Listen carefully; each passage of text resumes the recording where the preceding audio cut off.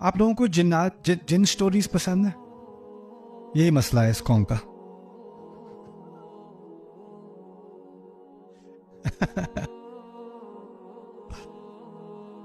جنات کے بارے میں قرآن نے بات کی ہے.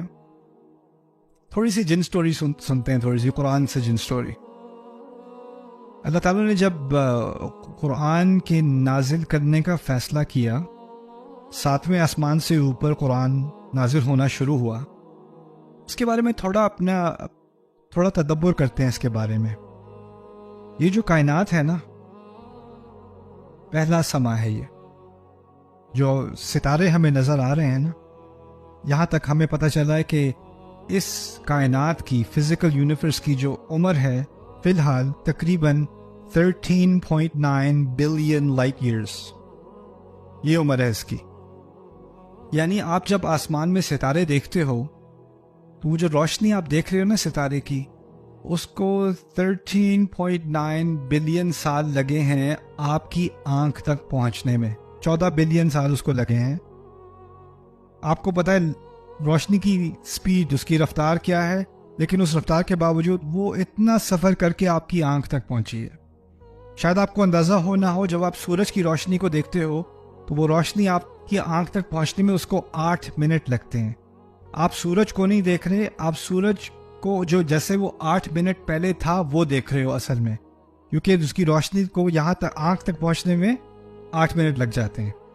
تو آپ اندازہ کریں ستارے کتنے اربوں کے اوپر وہ ستارے آپ کی آنکھ تک پہنچ رہے ہیں. ٹھیک ہے، تو آپ تاریخ کو دیکھ رہے ہو.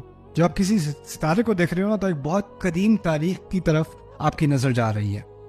اللہ تعالیٰ نے فرما دیا وَلَقَدْ زَيَّنَّا السَّمَاءَ الدُّنْيَا بِمَصَابِيحَ. ہم نے سب سے نچلا آسمان، کتنے آسمان ہیں؟ 7. اللہ کہتے ہیں سب سے نچلا آسمان میں نے ستاروں سے مزین کیا. یعنی جہاں تک انسان کو ستاروں کا علم ہے وہ کون سا آسمان ہے؟ پہلا آسمان ہے. اس کے بعد اس کے مقابلے میں دوسرا آسمان ہے، جو روایت میں پتہ چلتا ہے اس کے مقابلے میں دوسرا آسمان ایسے جیسے یہ ایک انگوٹھی ہو اور وہ ایک صحرا ہو.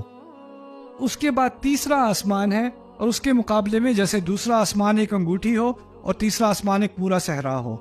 اور اسی طرح چوتھا، پھر 5واں، پھر 6واں، پھر 7واں، اور اس کے بعد عرش ربنا. قرآن آیا ہے 7 آسمانوں کے اوپر سے.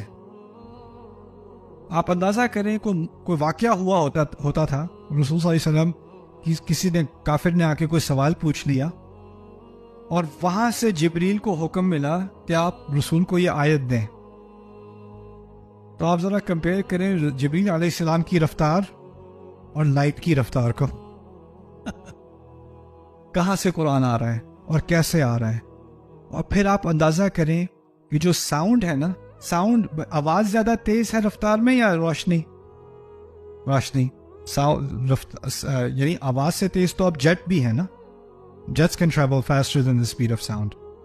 ہم دعا کرتے ہیں، وہ دعا فوراً اللہ سنتا ہے اور فوراً اس کا جواب دیتا ہے. اجیب دعوت الداعی اذا دعان. اچھا، اس آسمان میں تھوڑی سی، کیونکہ یہ آسمان تو کچھ بھی نہیں ہے باقی آسمانوں کے مقابل، اس آسمان میں کسی حد تک اللہ تعالیٰ نے جنوں کو تھوڑی کھلی چھٹی دے دی. تم لوگوں نے کچھ سیر کرنی ہے تو کر لو. تو اس آسمان میں کم از کم ان کو تھوڑا ادھر ادھر، چلو یار وہ جوپیٹر چلتے ہیں، چل، تو وہ کر لیتے ہیں. یہاں پر ان کو تھوڑا سا اسپیس ٹریول کرنے کا لائسنس ملا ہوا ہے، ویزا ملا ہوا ہے.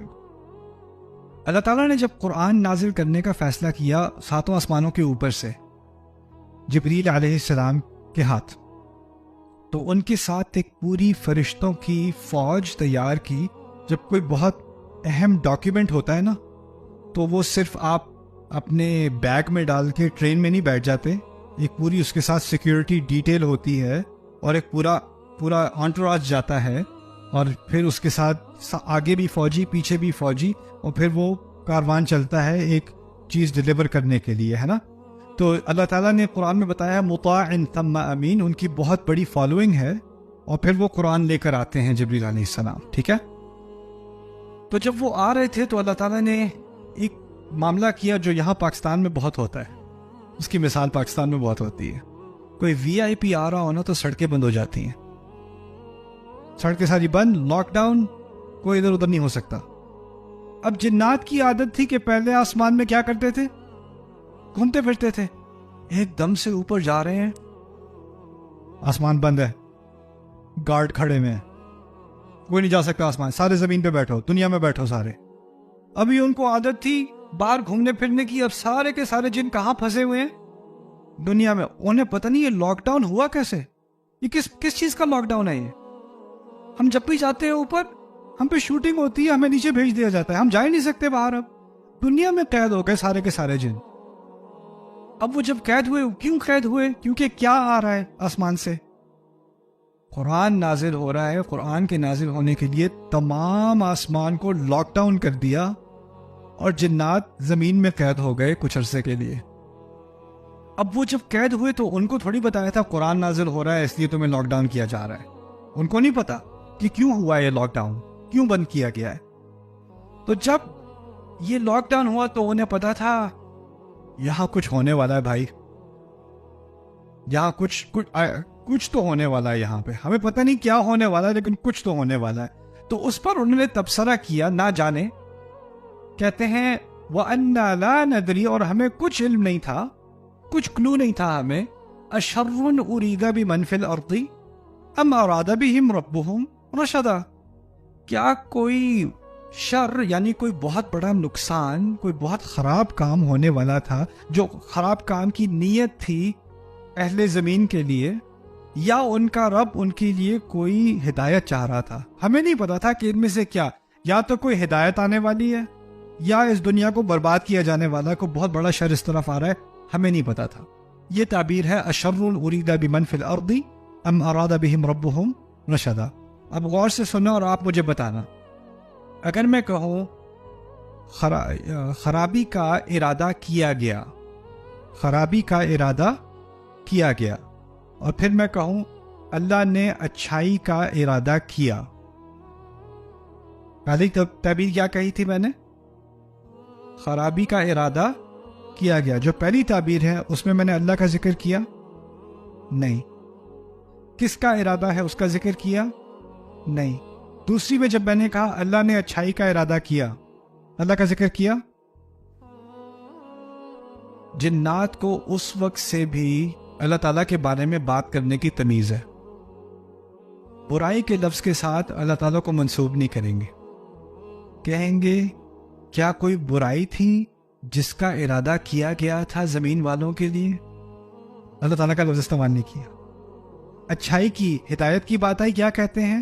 ام اراد بہم ربهم رشدا، یا پھر ان کے رب نے ان کے لیے کوئی ہدایت کا ارادہ کیا تھا، کسی ہدایت کا ارادہ۔ سبحان اللہ، ہر چیز اللہ تعالیٰ کی طرف سے ہے، لیکن اللہ تعالیٰ کے معاملے میں ادب اور تمیز کا ایک تقاضا ہے۔ قرآن صرف معلومات نہیں دیتا، اللہ تعالیٰ کے بارے میں بات کرنے کی تمیز بھی سکھاتا ہے۔ فلسفی جو ہے نا، وہ خدا کے بارے میں جیسے چاہے بات کرے، کیا خدا کوئی ایسا پتھر اٹھا سکتا ہے جو جو اٹھانے کے لیے ناممکن ہو، یا کوئی ایسا پتھر بنا سکتا ہے جس کو وہ کبھی نہ اٹھا سکے؟ اس طرح کی باتیں وہ بکواس کرتے ہیں اللہ تعالیٰ کے بارے میں۔ کیوں؟ کیونکہ اللہ تعالیٰ کے بارے میں وہ صرف ایک فلسفی کانسیپٹ کے لحاظ سے بات کر رہے ہیں، ان کو اللہ تعالیٰ کے معاملے میں کوئی لحاظ، کوئی ادب، ان کی عظمت کا کوئی بالکل احساس نہیں ہے۔ لیکن جنات کو نامعلوم ہوتے ہوئے بھی اتنا احساس ہے کہ کوئی خرابی کی بات کریں گے تو ساتھ میں کس کا لفظ استعمال نہ ہو؟ اللہ تعالیٰ کا، یہ لفظ استعمال نہ ہو۔